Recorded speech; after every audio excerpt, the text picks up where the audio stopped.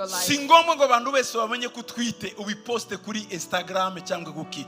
Uriya mwana deja utangiye kumuteza intambara akiri munda.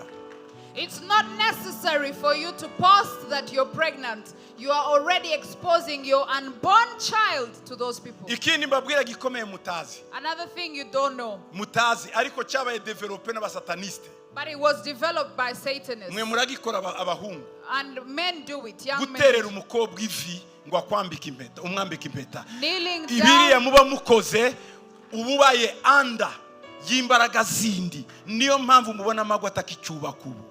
When you kneel tugaterera down. umukobwa ivi na gato. When you kneel down asking a young woman to marry you, you are actually kneeling to a power and principality that you do not know. Bibiri iravuga ngo muzapfukamira Imana yonyine.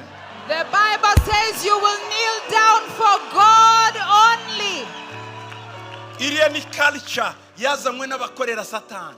That is a culture that was brought by Satanists. Imara ko yemerwa n'abakristo n'abana b'Imana. Ntuzabikore ngo uterere umukobwa ivi. Yohana yagiye guterera marayika ivi, marayika ngo no ngo ndimbata mugenzi wawe ngo n'Imana yonyine ipfukamirwa. And this is a culture that even believers have embraced. But in the Bible tells us that even John, when he went to kneel down before an angel, the angel said that I am a servant like you. You will only kneel down for God. Mwabakobwa Young women. umuhungu naje guterera ivi menya kusenye. When a man Uzahita umubwira ati no winterera ivi sindi Imana. Uzabyange. When a young man wants to kneel down before you, refuse and tell them, I am not God. Please do not kneel before me. Daboro iyo sinimico y'ikinyarwanda mwayanduye he?